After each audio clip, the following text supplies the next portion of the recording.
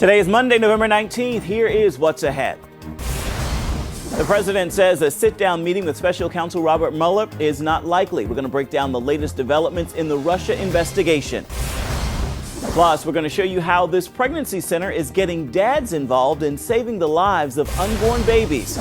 And more than funny, award-winning comedian Michael Jr. shares the message from God that changed the way he tells jokes. This is CBN NewsWatch.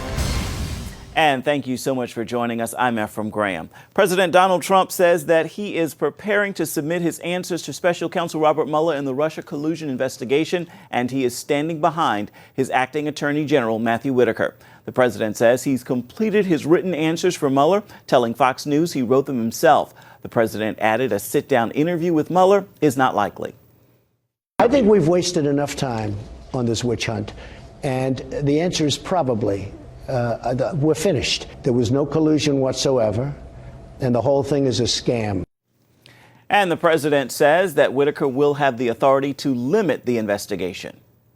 It's going to be up to him. But you won't overrule him if he decides to curtail. I would not get involved. And senior international correspondent Dale Hurd joins us now with more on this story. So when will the president submit those answers to Robert Mueller? Good question. I think that the lawyers are still going over them. It's interesting that one question he will not be submitting an answer to a question is about obstruction. He insists there is no obstruction of justice. Now, former Attorney General Jeff Sessions took a lot of heat from the president for recusing himself from the probe. What's the future like under acting Attorney General Whitaker? Democrats would like him to recuse himself. In the past, he said things like, he was on CNN saying that, you know, you don't have to kill you don't have to, fire Mueller. You can just cut the funding and the investigation will peter out. And he's flat out said that there has been no Russian collusion. So the Democrats, of course, are not happy. No, indeed. How are they responding in light of those statements that he's made? Well, they think that he's going to become a part of a continuing cover-up. Adam Schiff, the Democratic leader, is calling his appointment unconstitutional. So this is not over yet. No, not over indeed. Dale Hurd, thank you so much for following this story for us today. I want to take a look now at some of the other major stories we're following for you inside the CBN newsroom today. President Donald Trump visited California Saturday to survey the devastation left behind from wildfires across the state. The president continued to show skepticism about the impact of climate change on the wildfires, saying there were a lot of factors. At least 77 people died from the Camp Fire, and fire authorities are still trying to locate nearly 1,000 people. Residents held a vigil Sunday to remember those who were killed. Senator Bill Nelson ended his re-election bid Sunday by conceding to Republican Senator Florida's outgoing governor, Rick Scott. Nelson gave up the fight when the results of the hand recount showed he trailed Scott by more than 10,000 votes. Nelson and the Democrats had filed several lawsuits over the recount, but a federal judge rejected most of them. Florida will now not officially certify those results, though, until tomorrow. Hundreds of Tijuana residents are protesting the thousands of Central American migrants who are camped out awaiting entry into the United States. Tijuana residents waved Mexican flags, sang the Mexican national anthem, and chanted, "Out, out." They accused the migrants of being messy, ungrateful, and a danger to Tijuana. They also complained about how the caravan forced its way into Mexico, calling it an invasion. Now you can find more on all of these stories throughout the day at cbnnews.com. Lawmakers may be in a lame duck session the next few weeks, but there's still a few bills they must get passed before the new year. Abigail Robertson brings us more now from Washington. Congress has just a few weeks to agree on a spending bill, or we could see a partial government shutdown in December. As long as Trump doesn't interfere, we can move the government forward. One possible hangup is the $5 billion President Trump wants to begin his promised border wall. Schumer says Republicans and Democrats agreed on $1.6 billion towards strengthening the border through physical barriers, as well as technology like drones. The question remains if that will be enough to get the president's signature. We need the money to build the wall, the whole wall, not pieces of it all over. Senate Majority Leader Mitch McConnell feels confident they'll come to an agreement before parts of the government shut down. No, we're not going to do that. Another issue that could lead to a dramatic year-end in the Senate is a bipartisan effort to secure a floor vote on a bill that protects Special Counsel Robert Mueller and his investigation. We want to make sure that the acting Attorney General does not interfere with the Mueller investigation, and we believe our Republican colleagues will join us. Retiring Republican Senator Jeff Flake will not vote to advance or confirm any judicial nominees until the special counsel bill gets a vote. How in the world my colleagues don't see this as priority now, I just don't understand. So it does need to come to the Senate floor, and I think it's worth using a little leverage here. McConnell doesn't think the legislation is necessary. I've never heard anybody down there say they want to shut it down. I think it's in no danger, and so I don't think any legislation is necessary. In the House, Republicans elected Kevin McCarthy as their new minority leader, while Nancy Pelosi is working to quiet a growing opposition within her party that could prevent her from becoming the next Speaker of the House. I intend to win the speakership with Democratic votes. I happen to think that at this point, I'm the best person for that. So far, no Democrats have come forward to challenge Pelosi, but the vote on the next Speaker won't happen until January. Reporting from Capitol Hill, Abigail Robertson, CBN News. And coming up, a women's pregnancy center that offers guidance for men. See how this center is helping fathers in the fight for life.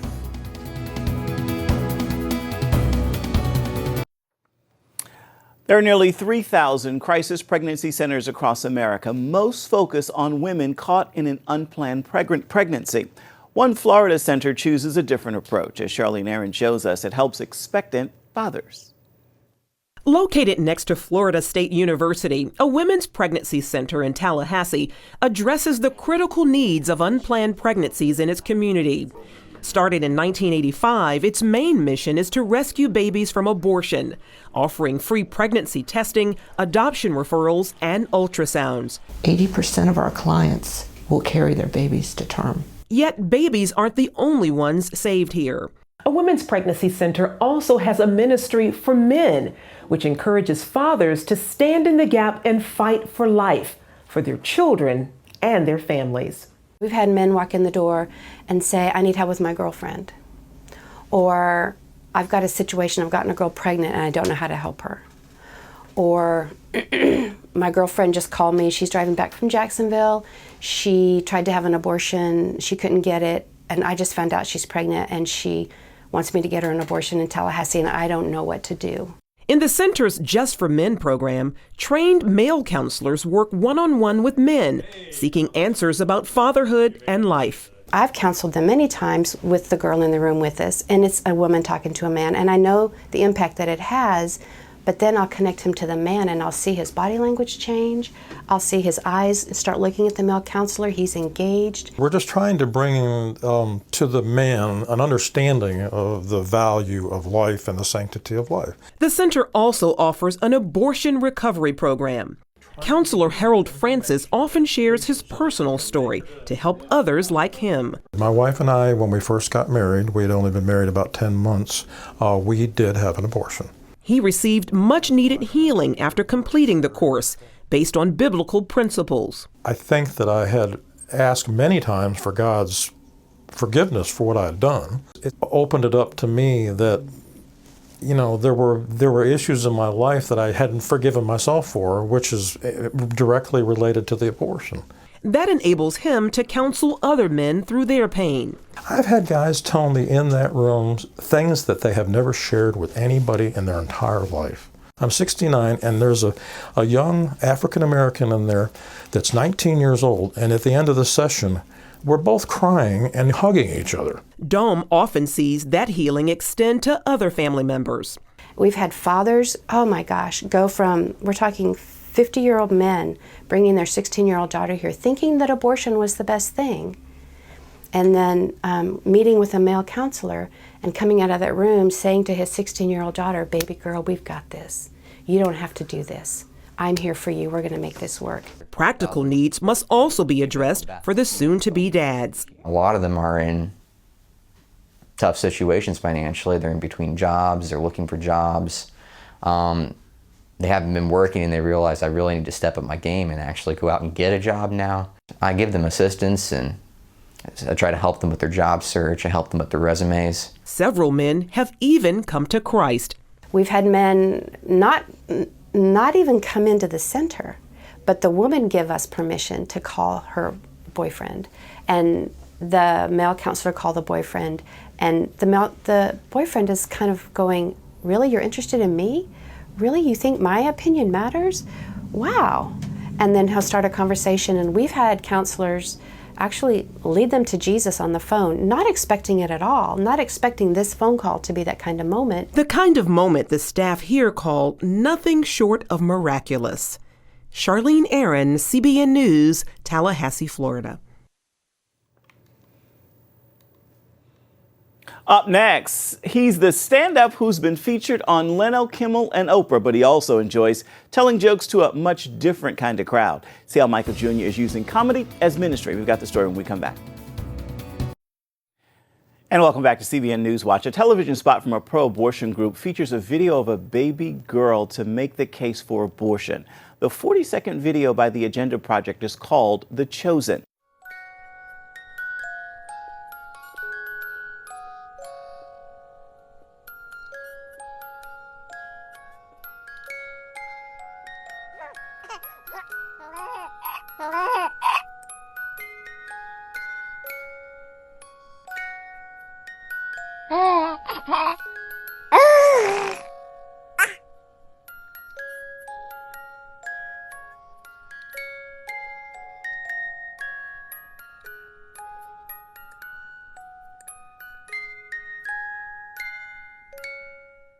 I recently spoke with Laura Ricketts with the ProLife group, and then there were none about the ad. Here's what she had to say.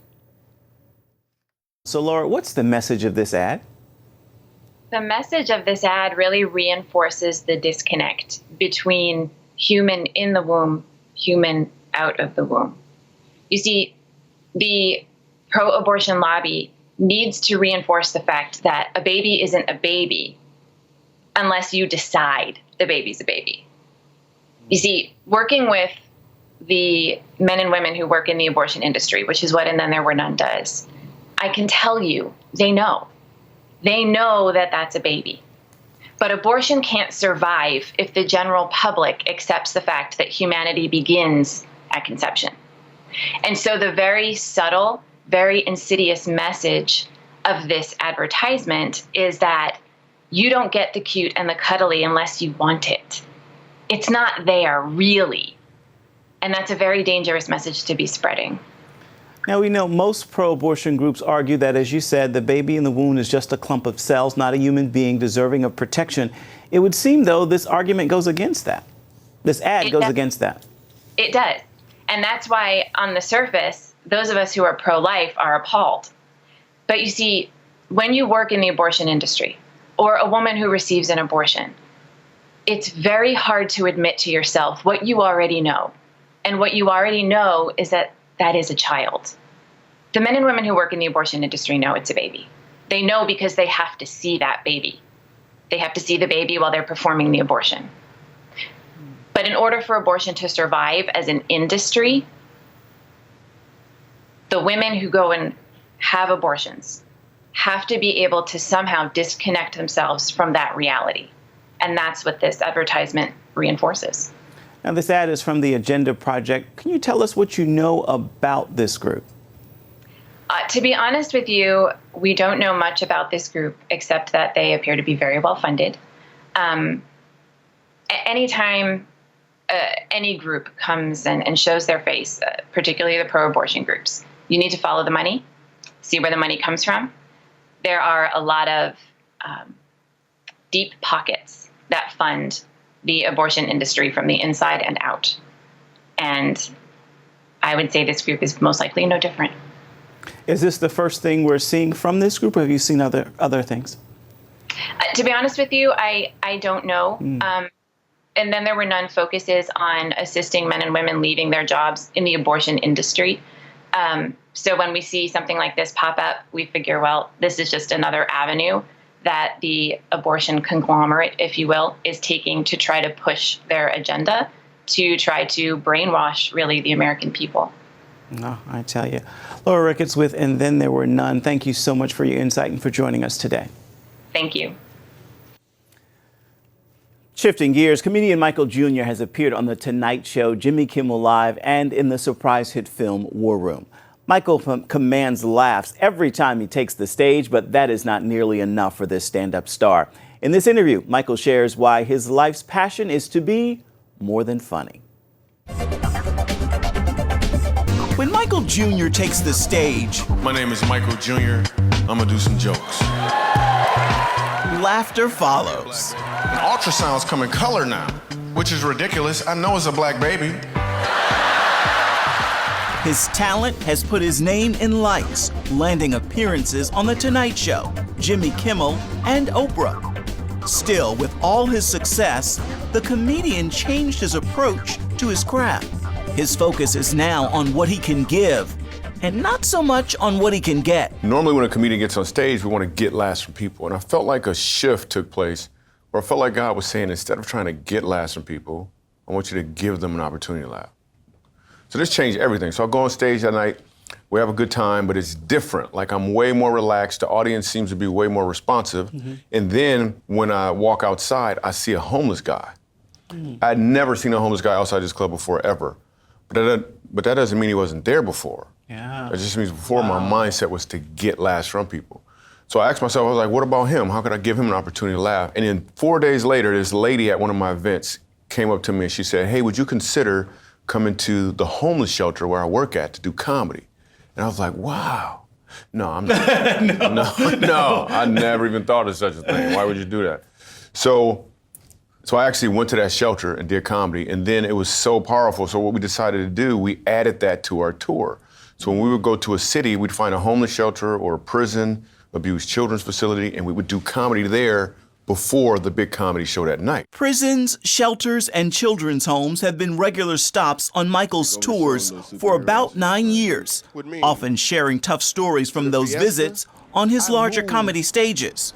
Even today. And then when it came time to film my comedy special, I was like, why don't I take my camera crew, we go out, we find the best 3 stories that we can, and we put them in the middle of the jokes. This isn't a Michael Jr. thing. This is about a family and people y'all never met before, heard y'all's story. We decided to do a comedy show fundraiser, so y'all can have this. Michael's idea made this movie, titled More Than Funny. We filmed it in front of 4,000 people at Hope Community Church in Memphis, but then suddenly, boom, you're in the woods, in the helping homeless people, and then boom, we're right back to laughing.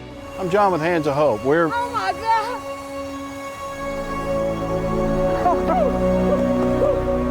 The movie is now a movement with a challenge from Michael Jr. A comedian will use any resource, any talent he has to make an audience think in one direction. Well, the punchline occurs when he changes that direction in a way they're not expecting. And when they catch on to that change, that's actually them receiving the punchline, and the results are revelation, fulfillment, and joy, but it's expressed through laughter. I feel like God has shown me that life is very, very similar. There's a setup, and then there's a punchline. Your setup is the fact that you're married, you got a car, you got a house. Your setup is about what you've received, but your punchline is about what you're called to deliver. And if you don't know your punchline and you just got all of this setup, you'll think what you need to be fulfilled is more setup. If I could just get married, if I could just make more money, if I could just get more laughs, but what you really need to know is what is your punchline. In other words, how can you make a positive impact? And with punchliners.com, Michael has created an online community to help people find their own punchlines. When you catch on to this change, you have received the punchline. It's a life-changing connection Michael's seen on stage and following one show in particular. After the show, security says to me, there's a guy who wants to talk to you, and he's really animate about talking to you. I'm like, okay. So I go out to meet this guy, and you can tell his eyes are puffy because he's been like tearing up or something. And then he says to me, he said, I gotta talk to you. He said, the reason I came to this comedy show is because my life is so heavy right now. He said, I didn't know what to do, so I just came to this comedy show. He said, but after listening to what happened here and what's going on, he said, I'm a fugitive of the law, and I feel like I should turn myself in. would you go with me to turn? Like, I'm blown back. Like, what in the world? I'm doing jokes and sharing a little bit of me, and as a response, this guy says, I think I need to get my life right, turn myself in. Now, the comedian in me is like, was the comedy that bad? Like, prison, Dad, what did I do wrong? You want to go to prison instead of being here. You know? But it was such a powerful moment, and I realized, like, laughter opens up hearts. But if I'm opening up hearts, I want to make a deposit that's going to make a change.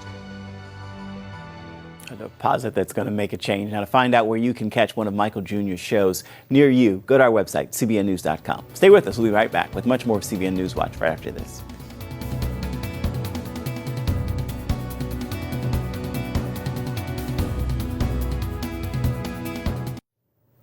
And welcome back. Time now for your Monday inspiration. And inspire is exactly what I hope this moment will do. In giving God thanks for all that's happened in life, it's also good to thank Him for the things that have not happened. In case that doesn't make sense, consider this. Thank you, God, for the crisis that didn't make me crazy. Thank you for my lying down last night, that it wasn't my last. The list goes on and on. With that, I encourage you to make this a marvelous Monday. That is going to do it for this edition of CBN News Watch. Remember, you can find more of our exclusive coverage of the issues you care most about at cbnnews.com. And we'd love to know what you think about the stories you've seen here today. You can do that by emailing newswatch@cbn.com. We'll see you tomorrow.